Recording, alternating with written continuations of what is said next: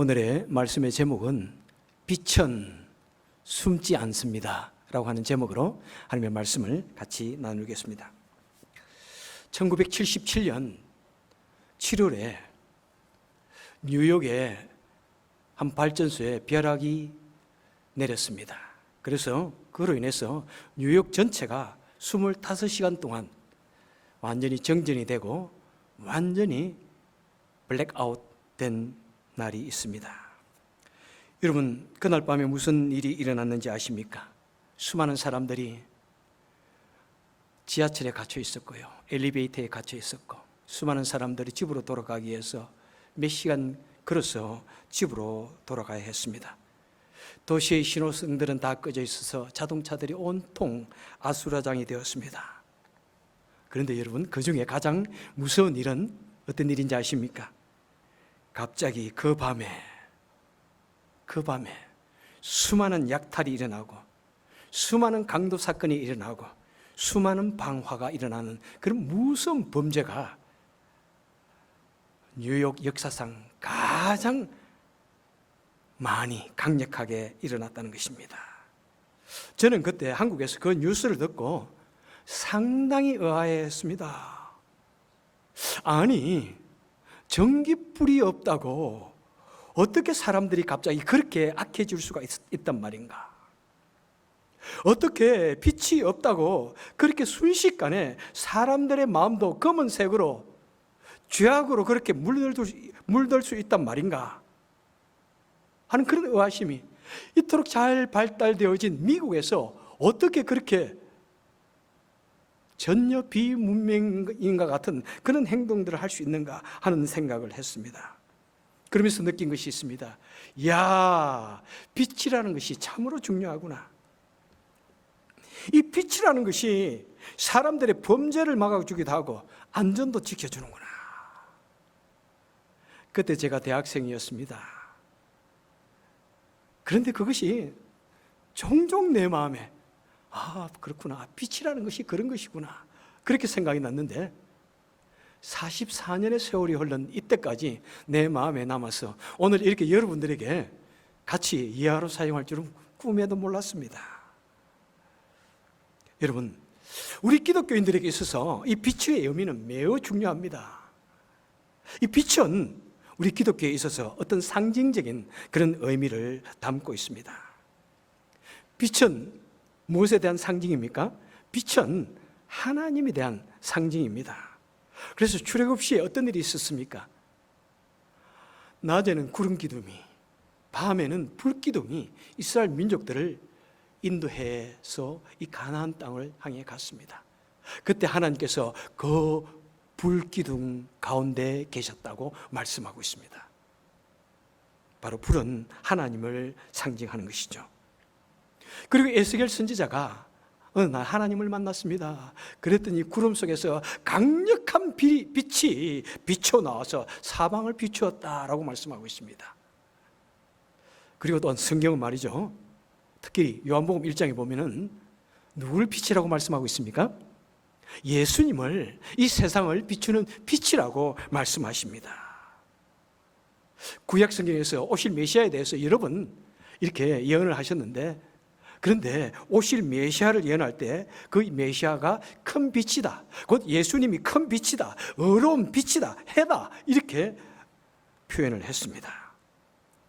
그래서 이 사도 바울이 예수님을 만나기 전에 다메섹 도상에서 예수 믿는 사람들 잡아주기 위해서 달려가는 그 길에서 갑자기 하늘에서 태양보다도 더 밝은 빛이 내리쬐면서 그때 예수님이 나타나시는 거예요.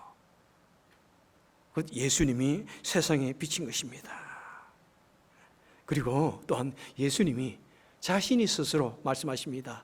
나는 세상의 빛이라고 요한복음 8장 12절에서 말씀하십니다. 예수님께서 나는 세상의 빛이라. 그런데 말입니다. 그 예수님께서 이제 우리를 향하여 말씀하십니다. 여러분들이요, 여러분들은 이 세상의 빛입니다. 여러분은 이 세상의 빛입니다. 이렇게 말씀하고 있는 것입니다. 여러분 놀랍지 않습니까? It is so shocking to me. 너무나 놀랍지 않습니까? 왜 그렇습니까? 여러분, 우리와 같은 사람이 어떻게 세상의 빛이 될 수 있단 말입니까? 우리와 같은 죄인이, 우리와 같이 허물투성이인 우리 인간이 어떻게 이 세상을 밝히는 빛이 될 수 있습니까? 내 하나도 제대로 밝히지 못하는 우리가 어떻게 이 세상을 밝히는 빛이 될 수 있습니까? 우리 마음에는 온갖 종류의 더러운 오물이 덕지 붙어 있는데, 우리 마음에는 썩은 냄새가 풀풀 나고 있는데, 우리는 생각하는 것마다 죄고 말하는 것마다 실수고 말하는 것마다 행동마다 사람들에게 상처를 주는 것이 우리 일상인데, 그리고 걸핏하면은 목사가 어떻고 교회가 어떻고 그러면서 그 수치스러운 모습들이 미디어를 타고 온 세상을 까발려주고 있는데, 그렇게 부족한 우리가 어떻게 세상의 빛이라고 할 수 있습니까?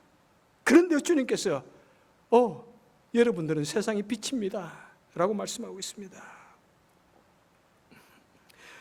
여러분들이요, 왜 주님께서는 우리를 세상의 빛이라고 말씀하실까요? 도대체 빛은 무엇입니까? 빛은 어떻게 살아야 합니까? 한번 그것을 생각해 보도록 하겠습니다. 오늘 본문 4절에 보니까 너희는 세상의 빛이라. 산 위에 있는 동네가 숨겨지지 못하리라. 여러분, 빛은 숨지 못한다는 것입니다. 산 위에 있는 동네, 작은 동네를 말하는 것이 아닙니다. 그리스의 높은 신전의 산 위에 있는 그 신전들처럼 엄청나게 큰 그런 건물들을 지금 말하고 있는 거예요. 여러분, 산 아래에 있는 것도 건물이 크게 있는 것을 잘 숨기지 못하는데, 산이 높은 곳에 우뚝 솟아 있는 그 건물들, 그 장대한 건물들이 어떻게 숨을 수 있느냐, 그것처럼 빛도 결코 이 세상에서 숨을 수가 없다, 이렇게 말씀하고 있는 것입니다. 여러분, 빛은 어떤 지역은 참 싫어. 저기는 너무 추워서 내가 비추기 싫어. 저기서는 왜 저렇게 싸울까? 싫어. 저 동네는 너무 쓰레기가 가득해. 비추기 싫어. 저기에는 왜 저 나라는 저렇게 국민들을 무시하고 대통령이, 지도자가 저렇게 폭력을 행할까? 싫어. 비출 수 없어. 그렇게 하지 않는다는 것입니다. 숨지 않는다는 것입니다. 그리고 빛은 어떤 짐승이나 사람들이 무섭다고 도망가지 않습니다. 빛은 어떤 진실을 밝히는 것을 조금도 두려워하지 않습니다.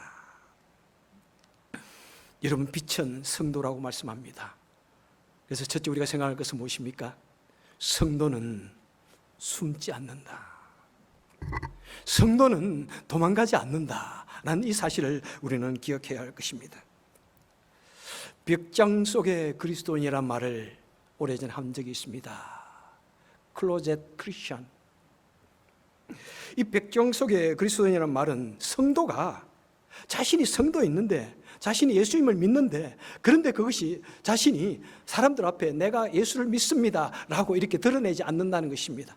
그냥 조용히, 때로는 예수를 믿지 않는 것처럼, 예수를 믿지 않는 것처럼, 그리고 때로는 내가 예수를 믿는다는 사실을 숨기면서 살아가는 사람을 벽장 속의 그리스도인이라고 말씀드렸습니다. 여러분, 왜 그리스도인들이 벽장 속에 숨을까요? 왜 숨습니까? 우선 믿음의 확신이 없으면 숨을 수 있겠죠. 그죠? 그리고 또 용기가 없으면 숨을 수도 있을 것입니다. 내가 담대하게 나는 예수를 믿습니다 라고 그렇게 고백할 용기가 없으면 우리는 숨길 수도 있습니다. 그리고 또한 때로는 내가 예수를 믿는다고 하면 어떤 손해를 볼 것 같아. 그래서 숨기고 싶을 때도 있어요. 그죠? 여러분, 그렇지 않아요? 내가 교회에서 이런 사람입니다. 그러면은 손해 볼 것 같아. 그래서 제가 전에도 말씀을 드렸지만은 우리 집을 제가 수리하면서 때로는 목사 아니라고 말할까? 이런 생각이 들어요. 목사이다 보니까 뭐가 잘못되었을 때 막 지적할 수가 없어. 막 나쁘게 생각할까 싶어가지고. 때로는 좀 아니라고 좀 이렇게 말하고 싶은데, 예, 그럴 때도 있어요. 예. 여러분도 그런 고민할 때가 종종 있지요? 예. 그리고 때로는 어떨 때 우리가 숨깁니까? 내가 하나님이 천지를 창조하셨다, 그렇게 말하면 사람들이 나를 좀 무식한 사람으로 볼 것 같아.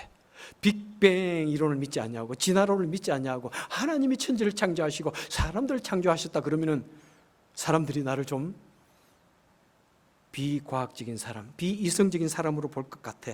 그래서 내가 굳이 예수를 믿는다고 말하기 좀 이렇게 불편할 때가 있습니까, 여러분?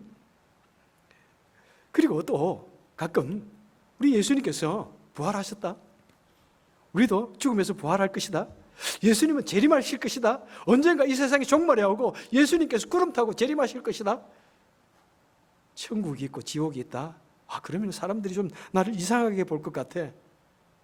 그래서 우리가 숨기기도 하는 그런 모습들이 종종 있습니다.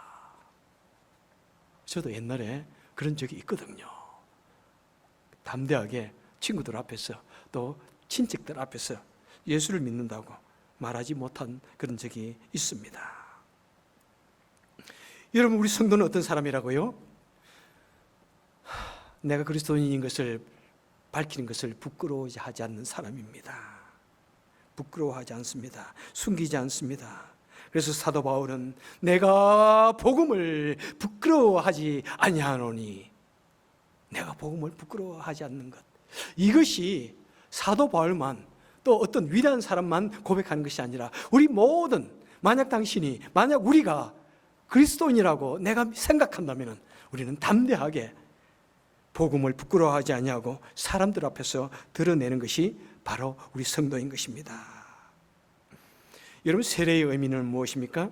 세례는 다시 나의 옛사람이 죽었다가 다시 태어나는 것이 세례의 의미이기도 하고, 그리고 모든 믿음의 공동체 앞에서 나를 믿음의 공동체의 한 일원으로 받아주세요 하는 그런 탄원이기도 하고, 그리고 많은 공동체 앞에서 나는 이제 하나님을 믿습니다, 나는 이제 예수님을 믿습니다 라고 사람들 앞에서 자신의 신앙을 공공연하게 공적으로 고백하는 순간이기도 하는 것입니다. 그래서 그것이 교회에서만 있을 것이 아니라 우리는 이 세상에서 때로는 믿지 않는 사람들 앞에서도 우리는 내 자신이 기독교인이라는 사실을 담대하게, 분명하게, 크리스탈 클리어하게 드러내는 그런 것이 바로 빛이라는 사실입니다. 그래서 때로는 공중 앞에서 기도합니다. 식사 기도합니다. 여러분, 옛날 학교에서 학교 다닐 때 기도하면 친구들이 꼭 놀립니다. 그죠? 예수쟁이. 그런 것을 무릅쓰고 기도합니다. 그리고 때로는 예수 믿지 않는 친구들에게, 사람들에게 가서 복음을 전합니다. 담대하게 복음을 전합니다. 예수를 믿으면 구원을 얻는다는 사실, 우리가 죽은 이후에 영원한 삶이 있고 영원한 죽음이 있다는 이 사실을 우리는 분명히 전하는 그것이 바로 우리의 성도라는 사실입니다. 그래서 우리는 무엇보다도 내 자신이 그리스도인이기 때문에, 하나님을 믿고 예수 그리스도를 나의 주, 나의 하나님으로 고백하기 때문에 우리는 이 세상 어떤 사람들보다도 더 적극적으로 행동을 해야 한다는 것입니다. 때로는 도움의 손길이 필요한 곳에, 때로는 어려움이 있는 그곳에 우리는 달려가기를 주저하지 않아야 하는 것입니다. 때로는 솔선수범해서 이 세상이 우리에게 주는 그 법들을 우리는 정직하게 지켜야 하는 것이고, 많은 사람들 앞에서 우리는 선행을 행하기에 우리는 주저함이 없어야 하는 것입니다. 그래서 때로는 내가 손해를 보더라도 우리는 내가 그리스도인인 것을 드러내면서 그들에게 선을 행하여야 하는 것입니다. 그것이 빛이 숨지 않아야 할 그 이유인 것입니다. 두 번째로 생각해 볼 것은 14절을 보겠습니다. 사람이 등불을 켜서 말 아래에, 이 낮은 곳에 두지 아니하고 이 높은 곳에 등경 위에 두나니 라고 말씀하고 있습니다. 바로 빛은 모든 것을 잘 비출 수 있게 높은 곳에 둔다는 것입니다. 빛은 높은 곳에 놓여집니다. 그래서 성도는 무엇입니까? 성도는 모든 사람들이 다 볼 수 있는 그런 곳에 놓여진 사람이라는 것을 우리는 기억해야 됩니다. 여러분, 이 세상 사람들은요, 우리가 예수 믿는다 그러면 우리의 삶의 일구속일투족을 주시합니다. 그죠? 저 사람이 하는 말이 무엇인가? 저 사람의 생각이 무엇일까? 도대체 저 사람은 무슨 생각을 하고 살까? 우리 성도들은 높은 곳에 올려져 사는 그런 삶을 사는 것을 우리는 기억해야 됩니다. 특별히 한국이나 미국이나 이 세상의 연예인들, 좀 유명한 사람들, 그죠? 또 정치의 지도자들, 대중의 주목을 받습니다. 그러면서 그 인기가 올라가면 올라갈수록 그들은 많은 것을 얻습니다. 그들의 몸의 가치는 매우 매우 비싸집니다. 그리고 엄청난 것을 누립니다. 하지만 동시에 그 유명한 사람들은 또한 사람들의 입방아에 오르게 내리게 됩니다. 사람들이 주시합니다. 그래서 작은 실수에도 아니 그럴 수 있단 말인가, 그것을 크게 확대시켜서 공격하기도 합니다. 그것이 유명한 사람들이 가져야 할 숙명이라고 생각해야 되는데, 그런데 때로는 끔찍한 일들을 많이 저지르기도 합니다. 그런데 때로는 우리 성도의 삶이 그 유명인들과의 삶과 좀 비슷한 면도 있지 않을까, 그렇게 생각해요. 그렇지만 우리 성도들은 그 연예인들과는 다르게 우리는 인기는 없어요. 인기를 얻는다고 더 많이 가지는 건 없어요. 그런데 불구하고 사람들은 우리를 주시합니다. 우리가 조금이라도 자신은 매일같이 저지르는 그런 죄도 우리가 만약 조금이라도 이렇게 실수를 하면 그걸 가지고 물고 늘어집니다. 비평합니다. 비난합니다. 아니 예수 믿는 사람이 어떻게, 그러면서 확 크게 말하고 미디어에서도 크게 그것을 취급한다는 것입니다. 그래서 오늘날 목사, 교회들이 막 문제가 있으면 얼마나 미디어들이 크게 말하는지요. 그죠? 마치 그러면 모든 목사가 다 그러는 것 같고 모든 교회가 다 그러는 것 같아. 그런데 아마 숫자적으로는 훨씬 작지요. 여러분 아시죠? 퍼센테이지로 보면 훨씬 작지만은, 하지만 한 사람이 실수를 할 때 크게 사람들이 실망을 합니다. 작년이죠? 아마 작년에 한국의 대법원 법무부 장관 후보로 나오신 분이 계십니다. 그랬더니 그 사람의 삶을 완전히 난도질했습니다. 다 까발렸습니다. 그 사람의 삶만 까발린 것이 아니라 그 가족의 삶, 아내가 어디에서 무엇을 하고 무엇을 잘못했는지, 자녀들이 어디에서 공부하고 무엇을 어떻게 했는지, 그것이 회부되어져서 다 까발려졌습니다. 그가 법무부 장관으로 나오지 않았다면 다 넘어갈 것 같이 철저히 다 까발려졌습니다. 그래도 겨우 법무부 장관이 되기는 되었지만은 불과 한 달 법무부 장관을 하고 사임을 하였습니다.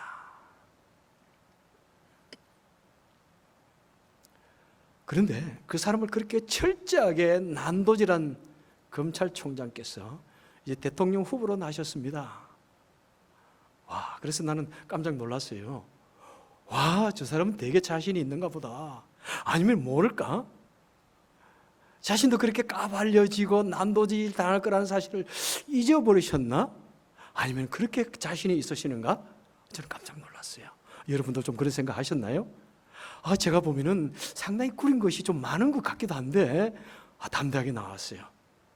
어떻게 되는지는 이제 나중에 보시면 알 것 같습니다만은, 하지만은 여러분, 그 사람들 우리 손가락질 할 거 아니에요? 제가 누구를 판단하고 그런 거 하기 위해서 말씀하는 게 아니라, 우리도 이 세상 믿지 않는 사람들 앞에서는 언제나 의왕 속에 있는 물고기처럼 우리를 주시하고 있다는 사실을 기억해야 할 것입니다.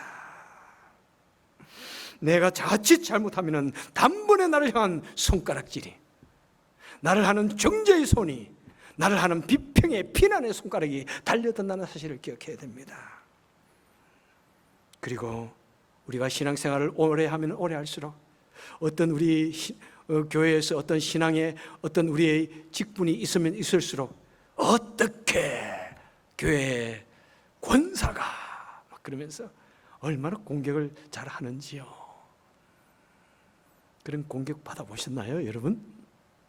이 세상 사람들이 가장 하기 좋은 공격이 그거예요. 어떻게 집사가, 어떻게 장로가, 어떻게 목사가.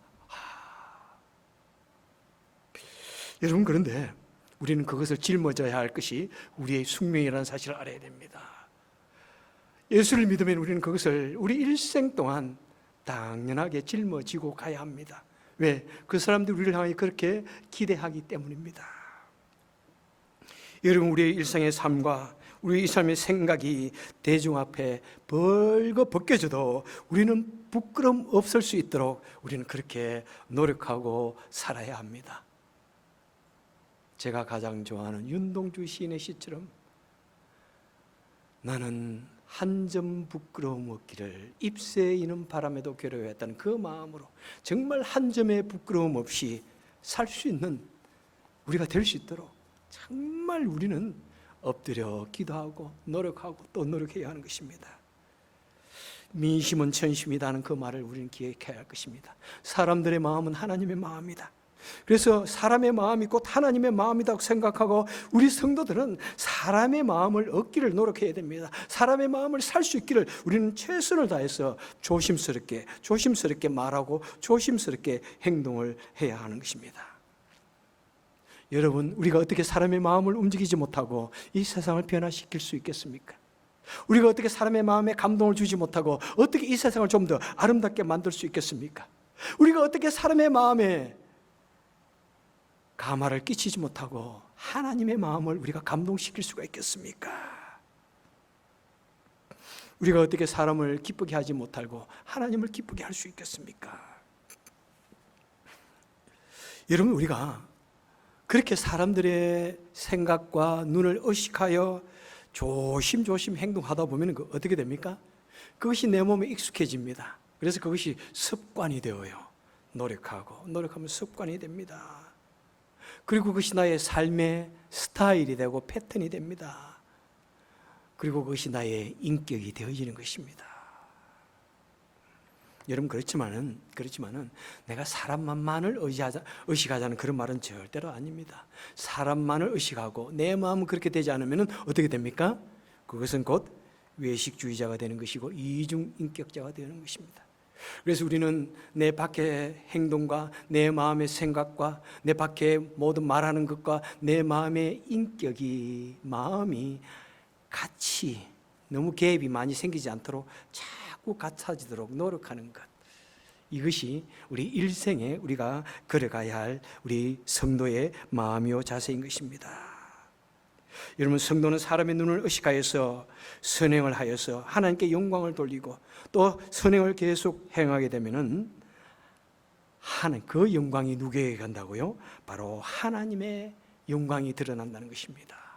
우리가 선행을 많이 행하고 그래서 그게 막 소문이 나고 그 교회 성도들은 그렇게 착하고 서로가 기뻐하고 서로가 서로를 위하고 서로가 나누기를 기뻐하는데 소문이 나면은 누구의 영광이 돌아간다고요? 우리 예수님의 영광이 돌아간다는 것입니다. 그렇습니다, 여러분들이요. 우리의 삶은, 우리의 모습은 저 높은 곳에 달려있는 그 등잔과 같기 때문에 우리가 하는 한마디 한마디에 따라서 하나님께 영광이 되기도 하고 하나님께 수치가 되기도 하는 것입니다. 그래서 우리는 어떻게 하든지 우리의 삶을 통해서, 우리의 인격을 통해서 하나님을 드러내기 위해서 우리는 최선을 다해야 되는 것입니다. 하지만 또한 딜레마가 있습니다. 무엇입니까? 왼손이 하는 것을 오른손이 모르게 하라고 그랬습니다. 아주 무슨 말입니까? 우리가 선을 행하지만은 과시용이 되어서는 안 된다는 것입니다. 선을 행한다고 무조건 꽉꽉 숨겨버리니까 또 이 세상 사람들이 모를 수도 있어요. 자연스럽게 내가 선을 행할 때 또 그것이 다른 사람에게 도전이 될 수도 있습니다. 나도 그렇게 해야지. 한국에서 어떤 키다리 아저씨라는 분이 계십니다. 그분이 매년마다 수억을 자기 동네에 이름 모르게 도네이션을 했어요. 아주 재밌는 방법으로. 그러다가 이제 한 10년 지나니까 이제 이름을 밝히겠다 그러시더라고요. 왜? 내가 선을 자꾸 행하면 다른 사람도 도전이 되지 않겠어요? 많은 사람이 같이 동참하지 않겠어요? 여러분, 두 가지가 다 옳은 거예요. 여러분, 왼손이 하는 것을 오른손이 모르게 해라. 다 숨겨보니까 도대체 교회가 뭐 했어? 예수 믿는 사람들이 뭐 했어? 여러분, 그건 모르니까 그런 말 하는 거예요. 제가 이 동네 와서 아주 오래전에 목장 예배 갔더니 도대체 기독교가, 우리 교회 나오신 분도 아니에요. 목장 예배만 참여한 분들이 계시잖아요. 도대체 기독교가 한국에서 한 것이 무엇입니까? 그래서 가르쳐 줬어요. 여러분, 한국 교회가, 초대교회 우리 한국의 성도들이 얼마나 정말 이 한국을 변화시켰는데요. 독립선언서에 많은 사람들이 기독교인이고, 우리 기독교인들이 대학을 세웠고요, 병원을 세웠고요, 얼마나 많은 사람들 도와줬는데요. 그런 거 모르세요? 모르니까 막 기독교가 뭘 하느냐고 막 그러는 거예요. 그러니까 우리는 그런 것이 자연스럽게 사람들에게 드러날 수 있도록 또 하는 것도 좋고요. 그 다음에 그것을 과시용으로만 하면 안 되는 거예요. 그냥 우리는 마음을 겸손하게 하고 언제나 베푸기를 즐거워하고 하나님의 사랑을 즐겁게 우리는 또한 주위에 나누어야 하는 것입니다. 그래서 사람들이 어떻게 한다고요? 이같이 너희 빛을 사람 앞에 비치게 하라. 사람 앞에 비치게 하라. 비치게 하라. 내가 하는 선을 자꾸 하고 행해서 사람들이 볼 수 있게끔 하라. 이렇게 말씀하고 있습니다. 그래서 여러분들이요, 우리 빛은 무엇입니까?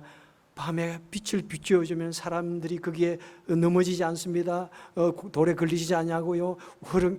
이렇게 수렁에 빠지지도 않습니다. 어디가 길이인지 잘 갑니다. 캄캄하다면 가면서 부딪힐 수도 있는데 부딪히지 않습니다. 길을 인도합니다. 길을 잃어버리지 않게 해줍니다. 마찬가지입니다. 우리 성도의 역할이 무엇이라고요?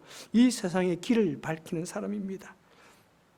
진리를 알지 못하는 사람들에게, 어떤 것이 길인지 알지 못하는 사람들에게, 어떤 것이 생명의 길인지 알지 못하는 사람들에게, 그들에게 길을 밝혀주는 것이 우리 성도의 역할이라는 것입니다. 무엇이 진리인지 알지 못하는 사람들에게 무엇이 참된 진리인지를 말해주는 것이 우리 성도들이 해야 할 것이라고 말씀하고 있습니다. 말씀을 맺도록 하겠습니다. 여러분, 그 뉴욕과 같이 그렇게 화려한 도시, 여러분, 불의 도시잖아요. 뉴욕은 잠자지 않는 도시라고도 말해요. 뉴욕에 있는 그 맨하탄 스트리트에 있는 수많은 이 사업장들이 24시간 오픈이에요. 잠자지 않는 도시예요. 그 있는 네온 사인들 이런 것이 24시간 번쩍거립니다. 그런데 그곳에 전기가 끊어졌더니, 빛이 없었더니 그곳이 순식간에 암흑의 도시, 죄악의 도시, 절망의 도시, 범죄의 도시가 되었습니다. 여러분들이요, 만약 우리 기독교인들이 이 세상에서 그 빛을 잃어버리면 어떻게 됩니까? 이 세상은 순식간에 암흑의 도시가 되는 것입니다. 사람들의 마음에 빛을 잃어버리는 것입니다. 이 세상은 온통 통제불능의 암흑 상태가 되어지는 것입니다. 그래서 주님께서는 말씀하십니다. 여러분들이요, 여러분은 이 세상의 빛입니다. 주님께서는 바로 우리를 통해서, 예수님께서는 우리를 통해서, 비록 우리가 부족하고 연약하고 우리도 아직도 죄인의 모습이 있지만 그래도 주님께서는 우리를 통해서 이 세상을 밝게 만들어 가시기를 원하십니다. 다시 말씀드립니다. 지난주에 이어서 주님께서는 우리를 향하여 너희는 세상의 소금이 되라고 말씀하지 않았습니다. 주님께서는 우리를 향하여 너희는 세상의 빛이 되라고 말씀하지 않으셨습니다. 그렇죠? 어떻게 말씀하셨어요? 여러분은 세상의 소금이다. 여러분 세상의 빛이라고 말씀하고 있습니다. 여러분들이 내가 소금이 되기 위해서, 빛이 되기 위해서 노력하는 것이 아닙니다. 우리가 예수를 믿으면, 우리가 성도가 되면 우리는 저절로 이 세상의 빛으로 살아야 한다는 것입니다. 빛이 된다는 것입니다. 빛이 되고 안 되는 것은 우리의 선택이 아닙니다. Well, that is not our choice. 비록 내가 못나고 볼품없고 냄새 난다고 할지라도 우리 모두는 다 빛입니다. 때로는 그 빛이 희미할 수 있고 밝을 수 있는 그 차이이지 우리는 다 빛입니다.